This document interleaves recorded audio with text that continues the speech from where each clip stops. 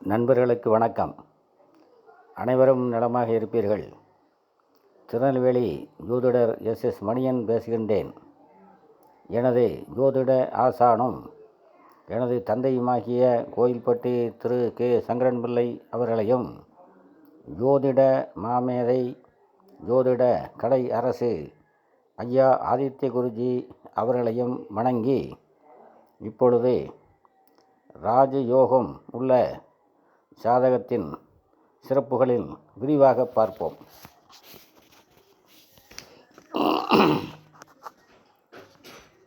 வேத ஜோதிடத்தில் ராஜயோகம் என்பது மிக உயரிய அமைப்பு.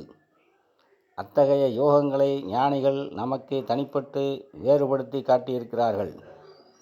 சாதாரண யோகங்களையும் ராஜ யோகங்களையும் பிரித்து பார்க்க இயலாமல் நாம் குழம்பினால் அதற்கு தெய்வாம்சம் பொருந்திய ஞானிகள் பொறுப்பாக மாட்டார்கள். அது நமது அனுபவ குறைவை மட்டுமே காட்டும். நமது ஞானிகள் தனிப்பட்ட ராஜயோகம் என்று குறிப்பிடும் யோக அமைப்பு ஒருவர் ஜாதகத்தில் இருந்து தர்ம கர்மாதிபதி யோகம், பஞ்சமகா புருஷ யோகம் போன்ற முதன்மை யோகங்கள் அதற்கு துணை நின்றால் ஒருவர் நிச்சயமாக ராஜயோகத்தை அனுபவிக்க முடியும். சாதாரண யோகங்கள் எல்லோருடைய ஜாதகங்களிலும் இருக்கத்தான் செய்கின்றன. ஆனால் தர்ம கர்மாதிபதி யோகம் போன்ற முதல்நிலை யோகங்கள் சிறிதும் பழுதின்றி எந்தவித பங்கமும் அடையாமல் கோடியில் ஒருவருக்குத்தான் அமைகின்றன. இதுபோன்ற யோகங்கள் முறையாக அமைந்து அவற்றால் மேம்பட்டு இன்றும் நம்மிடையே வாழ்ந்து மறைந்த ஒரு உதாரண புருஷரின் ஜாதகத்தை தற்போது பார்க்கலாம். ராஜயோகம் என்றால் அரசனுக்குரிய அமைப்பு என்று அர்த்தம். எனவே இங்கு ராஜயோகத்திற்கு உதாரணமாக ஒரு அரசனின் ஜாதகத்தைத்தான் விளக்க முடியும். இதில் ஒரு வேடிக்கை என்னவென்றால், இந்திய ஜோதிடத்தின் ஆணிவர்களான தெய்வாம்சம் பொருந்திய நமது ஞானிகள் ஒரு அரசனின் ஜாதகம் எவ்வாறு இருக்க வேண்டும் என்று ஆயிரக்கணக்கான ஆண்டுகளுக்கு முன் எழுதிய விதிகளை மெய்ப்பிக்கும் விதமாக ஜாதகத்தினை கொண்டு பிறந்த இந்த முன்னாள் அரசர் ஜோதிடத்தை நம்பாதவர். முதலில் இந்த ஜாதகத்தின் சிறப்புகளை ஒவ்வொன்றாக பார்ப்போம். இவர் பிறந்த நேரத்தில் கிரகங்கள் அனைத்தும் ஒரு ஸ்பைரல் கேலக்சி போல பறந்து விரிந்து அமர்ந்துள்ளன. இந்த ஜாதகத்தில் எந்த ஒரு கிரகமும் அஸ்தங்கம் அடையவில்லை என்பதோடு எந்த கிரகமும் பகை நீசத்திலும் இல்லை என்பதும் குறிப்பிடத்தக்கது. ராகு கேதுக்களின் நிலை வேறு. சூரியனுக்கு ரிஷபம் பகை வீடுதான் என்றாலும் அவர் அங்கே பலம்பெற்ற லக்னாதிபதியுடன் இணைந்திருப்பதால் தோஷம் நீங்குகிறது.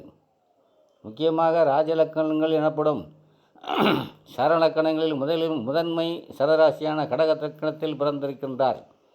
சரராசிகளான மேசம், கடகம், துலாம், மகரம் ஆகிய 4 கடகத்திற்கு மட்டும் என்ன தனிச்சிறப்பு என்று கேட்பீர்களேயானால், மற்ற 3 ராசிகளின் அதிபதிகளும் இரு ஆதிபத்தியம் பெற்று இன்னொரு கெட்ட வீட்டிற்கும் அதிபதியாகும் நிலையில் சந்திரன் மட்டும் தூய லக்னாதிபதி எனும் நிலையை மட்டும் அடைவதால் சர ராசிகளில் கடக மட்டும் தனித்துவம் பெற்றதே மற்றும் உயர்வானதே என்பது ஒரு சூட்சமம். இந்த ஜாதகத்தில் அமைந்துள்ள முக்கியமான யோகங்கள் என்னவென்று பார்த்தால், லக்ன மற்றும் லக்னாதிபதி வழி யோகம், தர்ம கர்மாதிபதி யோகம், கிரகங்களின் சஷ்டாஷ்டக யோகம், நட்பு கிரகங்களின் பார்வை பலன் யோகம், கஜகேசரி யோகம், பங்கமடைந்த சசயோகம், ருசுக யோகம், ஏய்மினி மகரிஷி சித்தாந்தப்படி பதாலக்கணத்திற்கு 12 பாவக்கிரகங்கள் அமைந்த யோகம், வீடு கொடுத்தவர்களின் வலிமை யோகம், சிவராஜ் யோகம். இந்த யோகங்களில் 6 யோகங்களை பற்றி மட்டும் இந்த பதிவில் பார்ப்போம். மீதி 4 யோகங்களை அடுத்த பதிவில் பார்க்கலாம்.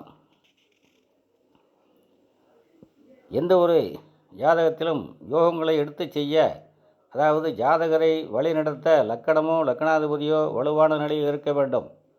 லக்கணாதிபதி பாவக்கிரகமாக இருந்தால் சூட்சும வலு பெற வேண்டும். லக்கண நாயகன் வலுவிழந்தால் ஜாதகத்தில் இருக்கும் எந்த யோகமும் வேலை செய்யாது. இந்த ஜாதகத்தில் லக்கணாதிபதி சந்திரன் வளர்வரை மதியாகி சுபர் எனும் நிலை பெற்று மூலத்திரிகோண பலத்துடன் தனக்கு ஒளி வழங்கும் நாயகன் சூரியனுடன் அமாவாசை யோகத்தில் இணைந்துள்ளார். அமாவாசை யோகம் முழுமை பெற சூரிய சந்திரர்கள் இருவரில் ஒருவர் கண்டிப்பாக வலுவாக இருக்க வேண்டும் என்ற விதியும் இங்கே பொருந்துகிறது. அதோடு இந்த ஜாதகத்தின் யோகாதிபதியும் தனது நண்பரும் உச்சபலம் பெற்றிருப்பவருமான செவ்வாயின் மிருகசீர்ஷ நட்சத்திரத்தில் சந்திரன் அமர்ந்துள்ளார். லக்னாதிபதி அமர்ந்த சாரநாதன் வலுப்பெறுவது வெகு சிறப்பு. மேலும் இந்த ஒரு யோக ஜாதகத்திலும் லக்கணத்திற்கோ லக்கணாதிபதிக்கோ குறைந்தபட்சம் ராசிக்கோ இயற்கை சுவர்களின் பார்வையோ அல்லது லக்கண சுவர்களின் பார்வையோ இருந்தே தீரும். அந்த வகையில் இந்த லக்கணத்தையும் லக்னாதிபதியான சந்திரனையும் இயற்கை சுவரும் பாக்கியாதிபதியுமான குரு வலுப்பெற்று பார்க்கிறார். மேலும் கடகத்தின் பூரண யோகாதிபதி செவ்வாயும் உச்சம் பெற்ற நிலையில் லக்கணத்தை பார்த்து வலுவூட்டுகிறார். கடக லக்கணத்தை பொறுத்தவரையில் குருவின் மூலத்திரிகோண ஸ்தானமான தனுசு 6ஆம் இடமாவதால் இந்த லக்கணத்திற்கு குரு பாவி எனும் நிலைதான் பெறுவார். ஆனால் இந்த ஜாதகத்தில் குரு தன் 6ஆம் இடத்திற்கு 12இல் மறைந்து சுபத்துவம் பெறுவதாலும் இயற்கை சுவர்கள் திரிகோண ஸ்தானத்தில் மிக வலுவான நிலையை அடைவார்கள் என்பதாலும் இங்கே குருவின் பார்வை இன்னும் சுபபலம் பெற்றது. மேலும் லக்கண பாவரம் அஷ்டமாதிபதியான சனியின் பார்வையும் லக்கணத்துக்கு இருந்தாலும் அவர் உச்சபங்கம் பெற்ற நிலையில் நீச நிலையை அடைந்ததால் அவர் பார்வை முற்றிலும் வலிமை இழந்தது. அடுத்து தர்ம கர்மாதிபதி யோகம். தர்ம கர்மாதிபதி யோகம் இந்த அரசரின் ஜாதகத்தில் முதல் தர வலிமை நிலையில் அமைந்துள்ளது குறிப்பிடத்தக்கது. இங்கே தர்ம கர்மாதிபதிகளான குருவும் செவ்வாயும் வலிமை பெற்ற நிலையில் தங்களது வீடுகளையும் பார்த்து லக்கணத்தையும் பார்ப்பது மிகவும் விசேஷமானது. அதிலும் இயற்கை பாபக்கரகமான செவ்வாய் கேந்திர வீட்டிலும் இயற்கை சுபரான குரு திரிகோணத்திலும் இருப்பது இன்னும் சிறந்த அமைப்பு. அதாவது பாக்கியாதிபதி குரு தனது 9ஆம் வீட்டிற்கு 9ஆம் இடமான 5ஆம் இடமான விருச்சிகத்தில் அமர்ந்து தனது பாக்கிய ஸ்தானத்தையும் லக்கணத்தையும் பார்க்கிறார். அதேபோல 10க்குடைய ஜீவனாதிபதியான செவ்வாய் தன் 10ஆம் வீட்டிற்கு 10ஆம் வீடான 7ஆம் இடத்தில் உச்சபலம் பெற்று தனது ஜீவனஸ்தானத்தையும் லக்கணத்தையும் பார்க்கின்றார். இப்படி தர்ம கர்மாதிபதிகள் இருவரும் ஒரே நிலையில் தன் வீடுகளையும் லக்கணத்தையும் ஒரே நேரத்தில் பார்ப்பதே முதல் தரமான யோக அமைப்பாகும். மேலும் இவரது 20 வயதுகளில் ஆரம்பித்த குரு தசை முதல்தான் இவரது யோகங்கள் செயல்பட ஆரம்பித்தன என்பதும் தமிழ்நாட்டையே திரும்பாக்க வைத்து ஒவ்வொரு திருவங்கம் ஒழித்த இப்போதும் ரசிக்கப்படும் இவரது எழுத்து நவீனங்கள் அப்போதுதான் வெளியாகின என்பதும் குறிப்பிடத்தக்கது. மேலும் எழுத்தின் காரகனான புதன் இங்கே எழுத்து ஸ்தானமான 3ஆம் இடத்திற்கு அதிபதியாகி அந்த புதனின் கேட்ட நட்சத்திரத்தில் குரு அமர்ந்திருப்பதும் கவனிக்கத்தக்கது. அடுத்ததாக கிரகங்களின் சஷ்டாசக யோகம் மற்றும் நண்பர்களின் பார்வை பலன் யோகம். மேலே பார்த்த 2 யோகங்களையும் விட ஒரு உன்னதமான அமைப்பாக இந்த ஜாதகத்தில் எந்த ஒரு எதிர்த்தன்மையுடைய பகை கிரகமும் ஒருவரை ஒருவர் பார்த்து கொண்டு வலு இழக்கவில்லை. மாறாக நண்பர்கள் மட்டுமே சம சப்தவமாக பார்த்து கொள்கிறார்கள். அதாவது நட்பு கிரகங்கள் ஒருவருக்கொருவர் கேந்திர கோணங்களிலும் பகை கிரகங்கள் சஷ்டாசக நிலையிலும் உள்ளன. இன்னும் தெளிவாக சொல்லப்போனால் நண்பர்களான சுக்கிரன் சனி புதன் மூவரும் தங்களுக்குள் கேந்திர திரிகோண அமைப்பிலும் குரு சூரியன் சந்திரன் செவ்வாய் நால்வரும் அதேபோல் தங்களுக்குள் கேந்திர திரிகோண அமைப்பிலும் உள்ளனர். அதாவது காலச்சக்கர அமைப்பின்படி குருவும் புதனும் நேர் எதிர் வீட்டினை உடையவர்கள், செவ்வாயும் சுக்கிரனும் நேர் எதிர் வீட்டினை உடையவர்கள், சனியும் சூரிய சந்திரர்களும் நேர் எதிர் வீட்டினை உடைய எதிர்க்கிரகங்கள் ஆவார்கள். அதே எதிர்நிலையில் இந்த ஜாதகத்தில் புதனுக்கு 8ஆம் இடத்தில் குருவும், சனிக்கு 8ஆம் இடத்தில் சூரிய சந்திரர்களும், சுக்கிரனுக்கு 8ஆம் இடத்தில் செவ்வாயும், இருப்பது குறிப்பிடத்தக்கது. இந்த அமைப்பால் நண்பர்கள் மட்டுமே ஒருவரை ஒருவர் பார்த்து தங்களை பலப்படுத்திக் கொள்கிறார்கள். எதிரிகள் மற்றவரை பார்த்து பலவீனப்பட்டு கொள்ளவில்லை. எனவே எந்த ஒரு கிரகமுமே இந்த ஜாதகத்தில் பார்வைகளால் பலவீனம் அடையவில்லை. செவ்வாய் தனது 4ஆம் பார்வையால் புதனை பார்க்கிறார். செவ்வாயும் புதனும் சம கிரகங்கள்தான். மேலும் செவ்வாயின் வீட்டில்தான் புதன் இருக்கிறார் எனும் நிலையில் இது வலிக்குறைவு அல்ல. அதே நேரத்தில் புதன் சனி இருவரும் ஒருவர் பார்த்து வலுவூட்டிக் கொள்கிறார்கள். குரு லக்னாதிபதியான சந்திரனையும் சூரியனையும் பார்த்து வலுப்படுத்துகிறார். பதிலுக்கு சூரிய சந்திர பார்வைகளால் குரு இன்னும் பொலிவு பெறுகிறார். இன்னும் ஒரு சிறப்பாக எதிர்க்கிரகங்களின் சஷ்டாசக நிலையில் செவ்வாய்க்கு 8இல் சுக்கிரன் இருந்திருந்தால் செவ்வாயின் 8ஆம் பார்வை சுக்கிரனுக்கு விழுந்து சுக்கிரன் வலிமை இழந்திருக்கக்கூடும்.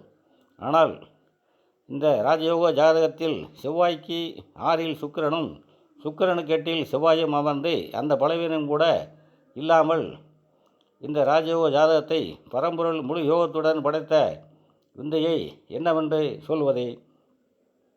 அடுத்ததாக கஜகேசரி யோகம். பொதுவாக நமது மூல நூல்கள் இந்த யோகம் இருப்பவர்கள் எதிரிகளை ஜெயிப்பார் என்று குறிப்பிடுகின்றன. எப்பொழுதுமே நமது கிரந்தங்கள் உண்மையை மறைபொருளாகத்தான் குறிப்பிடும் என்பதை அடிக்கடி சொல்லி வருகிறேன். ஏனெனில் சூட்சம விஷயங்களை நாம் புரிந்து கொள்ளும் தகுதி நிலை வரும்போதுதான் சில உண்மைகள் பளிச்சென்று கண்களை திறந்து விட்டது போல புரியும். அது மேம்போகத்தான் இருப்போம்.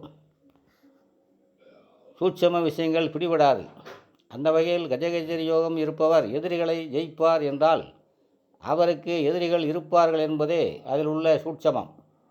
அதிலும் கஜம் என்றால் யானை, கேசரி என்றால் சிங்கம். இரண்டுமே ஒன்றுக்கொண்டு சிலைத்தவை அல்ல எனும்போது இவரின் எதிரிகளும் இவருக்கு சமமாக மிகவும் வலிமை வாய்ந்தவர்களாகத்தான் இருப்பார்கள் என்று அர்த்தம். இன்னொரு வகையில் சொல்லப்போனால் இவரே தன் செயல்களால் எதிரிகளை உருவாக்கி கொண்டு பிறகு அவர்களை ஜெயிப்பார் என்று அர்த்தம். எனவே இந்த யோகத்தின் வாயிலாக இவருக்கு ஏற்பட்ட எதிரிகளை நாம் விவரிக்க தேவையில்லை. அடுத்ததாக பங்கமான சச யோகம். ஏற்கனவே எந்த ஒரு யோக ஜாதகத்திலும் சசயோக அமைப்பு இருக்கக்கூடாது என்று சொல்லியுள்ளோம். மேலும் சசயோகம் என்பது அதிர்ஷ்டம் தரும் நிலை அல்ல எனவும் சொல்லியிருக்கின்றோம். அதன்படி இந்த பரிபூரண ராஜயோக ஜாதகத்தில் சனி உச்சம் பெற்ற நிலையில் வக்கரமடைந்து முற்றிலும் நீச நிலை பெற்று சசயோக பங்க நிலையை பெற்றுள்ளது மிகவும் அற்புதமான அமைப்பு. சனி உடல் உழைப்பிற்கும் தரித்திரம், கடன், நோய், உடல் ஊனம், அதிர்ஷ்டமின்மை போன்றவர்க்கும் காரணமானவர் என்பதால் ஒரு ஜாதகத்தில் சனி நேர் வலிமை இழந்தால்தான் அந்த மனிதர் உடல் உழைப்பின்றி சொகுசு வாழ்க்கையையும் ஆரோக்கியத்தையும் கடன் தரித்திரம் இல்லாத நிலையையும் அடைய முடியும் என்ற நமது சூட்சமவலு தேதிப்படி இந்த ஜாதகத்தில் சனி முற்றிலும் நேர்வழி இழந்திருப்பது கவனிக்கத்தக்கது. சனி அஷ்டமாதிபத்தியம் பெற்றதால் சனி திசையின் பிற்போதி 9 வருடங்களும் இந்த ஜாதகரால் தொடர்ந்து 10 வருடங்கள் அரசனாக இருக்க முடியவில்லை. இத்துடன் இப்பதிவை நிறைவு செய்கின்றேன். மீண்டும் அடுத்த பதிவில் சந்திப்போம். அனைவரும் நலமாக இருப்பீர்கள். வாழ்க வளமுடன்.